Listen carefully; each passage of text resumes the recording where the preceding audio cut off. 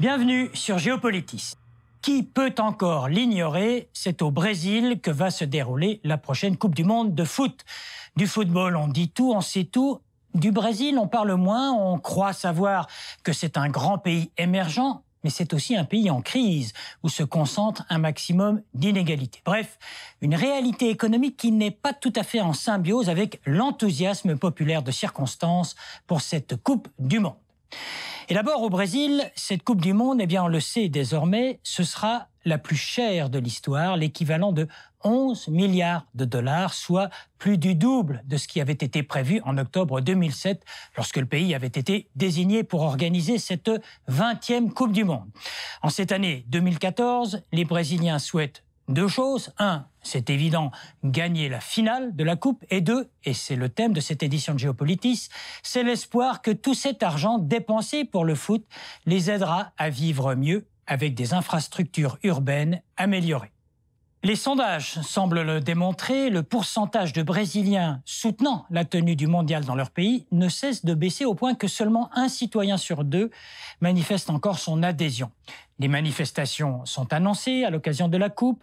On entend dénoncer à la fois la facture totale, le délabrement des services publics, la corruption des élites et le fait qu'en fin de compte, tous les investissements liés au foot auront peu d'impact sur l'économie du pays. Et puis, il y a les stades, l'affaire des stades. Il faut d'abord rappeler que le Brésil a tenu à organiser la Coupe sur l'ensemble de son territoire. Il y aura donc 12 stades pour accueillir les compétitions. On va en voir certains. On commence par ceux qui ont été totalement détruits et reconstruits.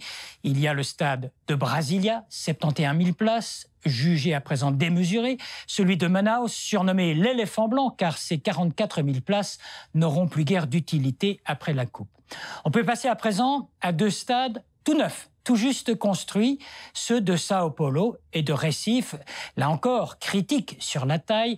L'équipe de foot de Recife, par exemple, est en 4e division et elle attire au maximum 5 000 spectateurs à chacune de ses rencontres. Enfin, il y a les stades brésiliens qui ont été rénovés. Curitiba, Fortaleza, Porto Alegre, Belo Horizonte et Rio de Janeiro avec le stade mythique de Maracanã. 450 millions d'euros pour une rénovation, certes nécessaire, mais qui, aux yeux des Brésiliens, se traduit, outre un dépassement de budget, par une réduction importante du nombre de places. Maracanã accueillait 200 000 spectateurs en 1950. À présent, on ne compte plus que 78 800 places. C'est dans ce stade que le Brésil rêve de décrocher un 6e titre après ses victoires en 1958, 62, 70, 94 et 2002.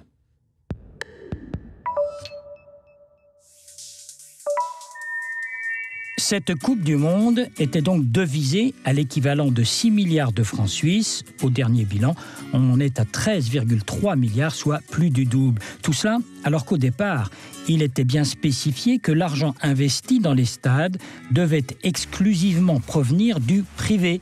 Mais ce sont bel et bien l'État fédéral et les États locaux qui ont dû puiser dans leurs réserves pour que les travaux soient achevés.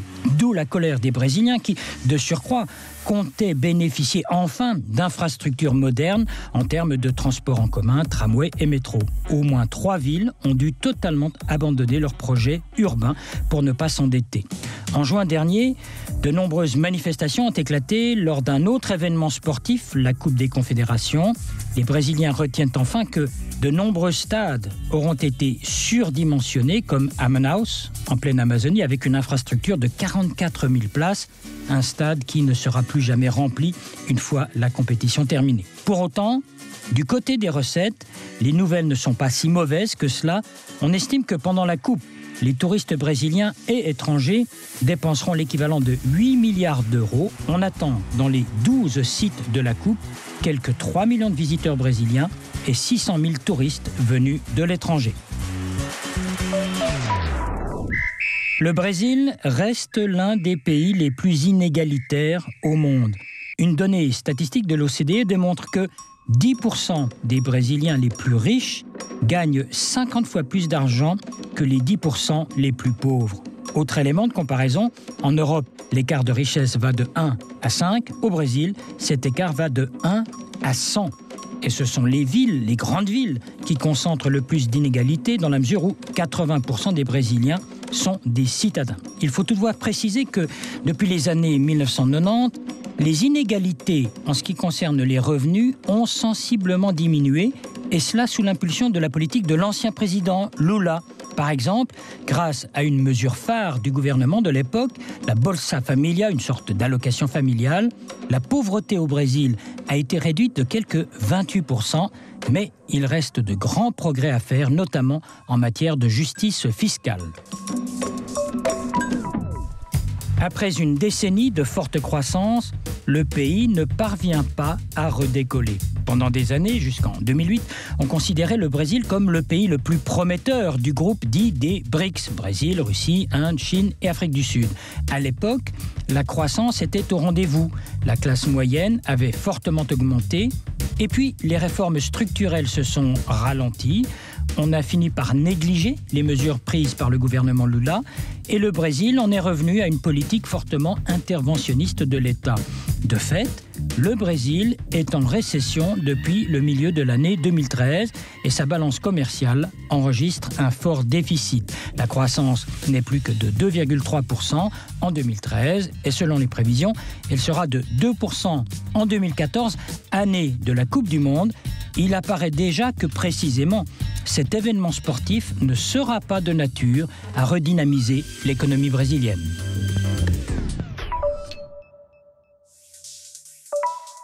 L'invité de Géopolitis, Jean-Jacques Fontaine, vous êtes journaliste, vous avez longtemps travaillé à la RTS, vous vivez au Brésil, vous venez d'écrire un livre aux éditions L'Harmattan, L'invention du Brésil. Quel curieux titre. Et d'abord, pourquoi ce titre et qui a inventé le Brésil au fait ?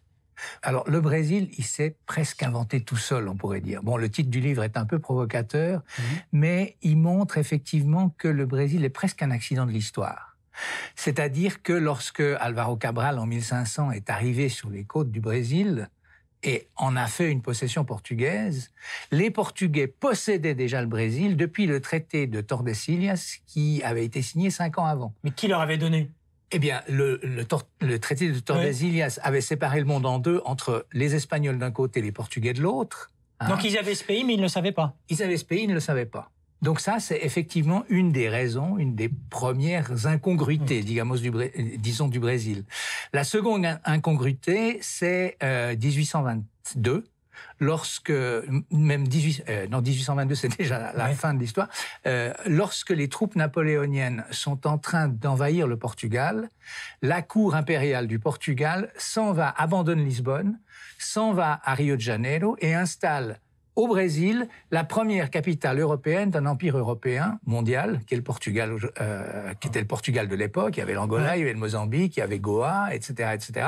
Et il y avait le Portugal, tout ça dirigé depuis le Brésil. D'où cette seconde incongruité qui m'a fait dire que le Brésil est vraiment quelque chose qui a été inventé. Alors, le Brésil d'aujourd'hui, ça on ne va pas l'inventer, c'est une forme absolument incroyable de mosaïque. Est-ce que c'est vraiment un pays très, très, très uni où toutes les cultures et toutes les ethnies ont leur place ? Alors, c'est un pays uni par sa langue. C'est le seul pays de toute l'Amérique du Sud, ou même de toute l'Amérique latine, qui parle le portugais. Tout le monde parle le portugais. Dans ce sens-là, oui, très uni. Mais vous avez l'air de dire que c'est le seul élément ? Non, c'est pas le seul élément. Et en fait, le Brésil a toujours cette réputation d'être en fait le plus grand melting pot culturel et racial de la planète. Ouais. Et là, on est obligé de se rendre compte que c'est pas tout à fait vrai. C'est-à-dire qu'il y a eu cette idéologie de l'intégration qui a fonctionné depuis une centaine d'années au Brésil, où il s'agissait effectivement que tout le monde soit brésilien d'abord et après éventuellement noir, indien ou européen. Et le critère modèle, c'était quand même effectivement l'européen, l'immigration européenne. Ouais. Aujourd'hui, on s'aperçoit qu'il y a une résurgence assez forte de l'identité indienne. Par exemple, il y a des luttes indiennes qui sont en train de remonter. Il y a une demande forte au niveau des Noirs, qui sont évidemment la partie la plus pauvre, avec les Indiens, la partie la plus pauvre de la population, de revendiquer leur identité, de revendiquer leur place dans le pays.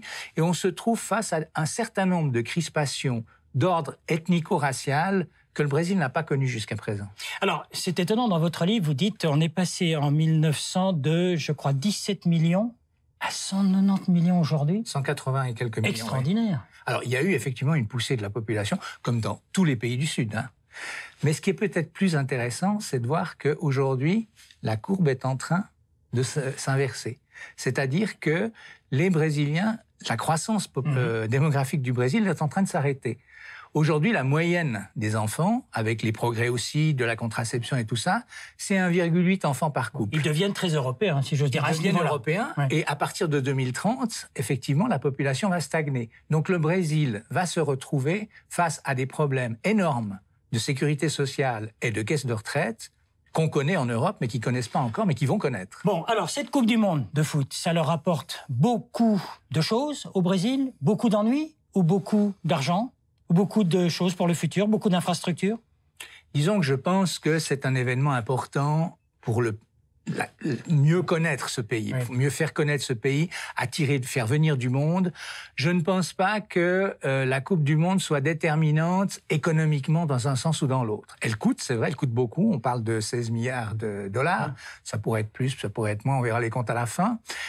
C'est essentiellement des infrastructures mises en place pour les stades, pour les aéroports, pour les accès aux stades.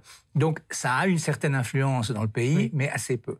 Ceci dit, l'important de la Coupe du Monde, c'est effectivement plus la marque de fabrique, je dirais, c'est-à-dire le Brésil qui organise sa Coupe du Monde, qui est une des équipes les plus prestigieuses de football du monde, puisqu'elle a déjà gagné 5 de ses coupes. Hein. On est sur la 6e aujourd'hui. Oui. Mais il y aura les Jeux Olympiques dans 2 ans. Est-ce que là, ce pays n'a pas eu les yeux plus gros que le ventre? Les Jeux Olympiques, c'est tout à fait autre chose. D'abord parce que ça concerne que Rio de Janeiro et pas le Brésil en entier. C'est une autre démarche.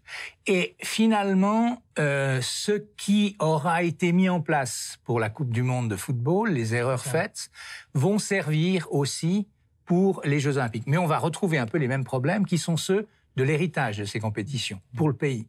C'est-à-dire que d'un côté, on a effectivement les réalisations qui se font pour les compétitions, mais ce qui reste après pour la population, pour le pays, là, c'est plus douteux.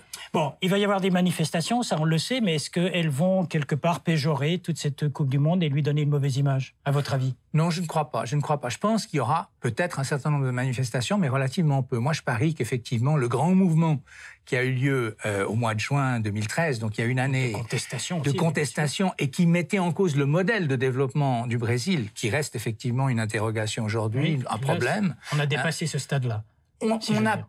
Disons, ce grand mouvement n'a pas réussi à se structurer comme force d'opposition claire, capable à la fois de remobiliser les gens ou d'influencer vraiment le jeu politique. Dans ce sens-là, c'est un peu un échec, pour le moment en tout cas.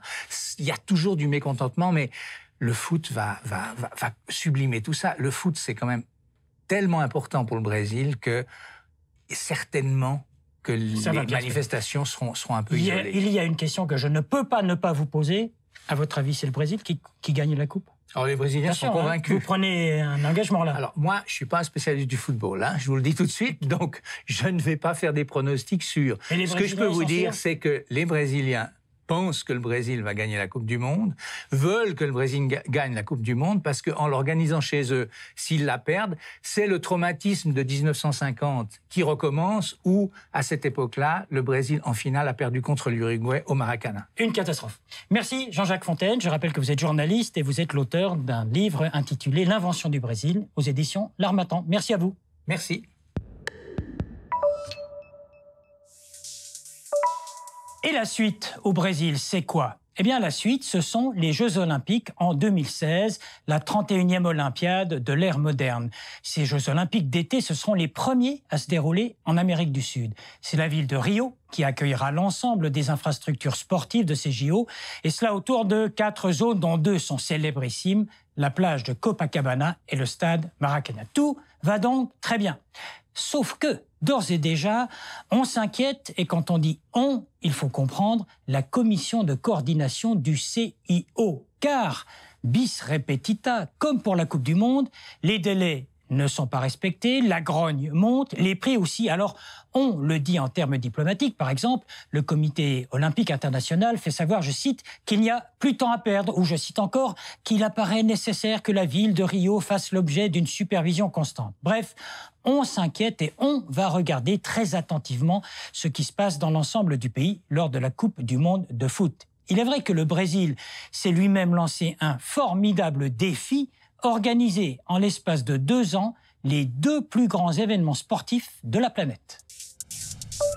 Et sur la page web de Géopolitis, préparée par David Nicole, vos commentaires et réactions à ce thème du Brésil, à la veille de la Coupe du Monde.